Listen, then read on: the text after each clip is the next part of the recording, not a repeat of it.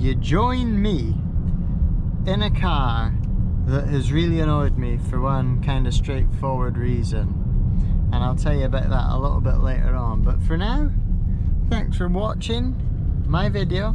Subscribe if you want more car content and bike content, and other than that, let's get on with it.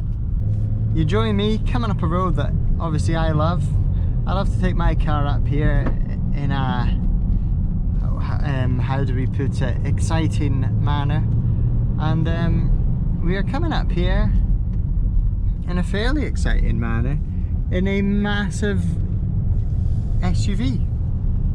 And if you know me in real life, you know my thoughts for SUVs, or my thoughts about SUVs, and you know that my general take on SUVs is that I really hate them, and I hate them with a, I don't know, I hate them with a passion. I hate them with severe gusto.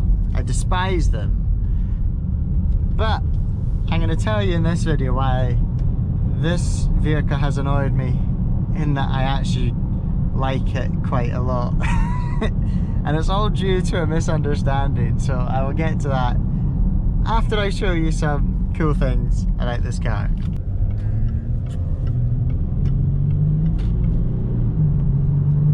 Okay, so the first thing I'm going to touch on is how very comfortable this car is. Now my car, if you've seen in this video up here, is a 2019 Ford Fiesta ST. Obviously it's not meant to be a comfortable car, but it just reminds you how uncomfortable it is, because I've kind of got used to it when you drive a car that was in part designed to be comfortable. And this is very comfortable. Obviously not a very comfortable road. That was a crater I just drove through. If I did that in my car, my spine would come out of my own head. This car, very comfortable on the road. I mean, I've got a heated steering wheel, I've got a heated seat. You can have a cooled seat as well if you live in a hot country. Obviously, this is Scotland, so having a cooled seat makes about as much sense as having a very hot jacket in the Sahara Desert, apart from when it's night time, because then it's quite cold from my understanding. Anyway, you've got this lovely panoramic sunroof which opens, and that's made me a little bit jealous, because I could have had one in my car if I waited 5 months for it.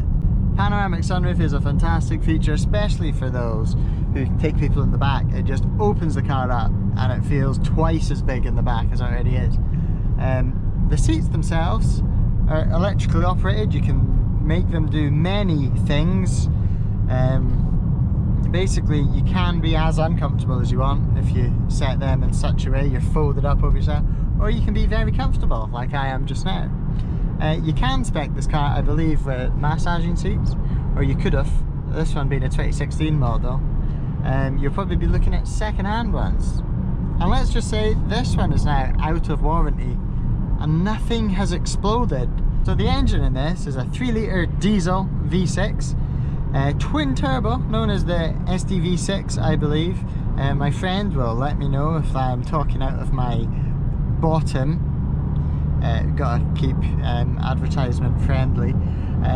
So yeah, my bottom. If I'm chatting it, that van just took about 45 minutes to do an overtake, and that was quite funny. On the subject of overtaking, that leads me on to where I believe this car got its name, and why... Excuse me? Hey, give me a break, man.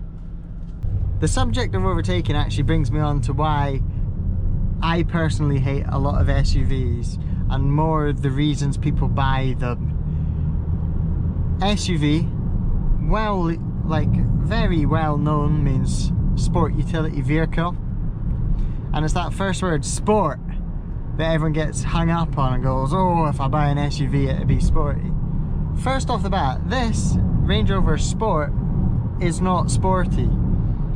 Overtaking reminded me of it, because sporty, is it quick in a straight line? Yeah, it will probably, in fact I'm pretty sure it will keep pace with a last gen, a Mark 7 Fiesta ST with 200 horsepower in a straight line, because I think this does 0 to 60 in 6.9 seconds, which is fast.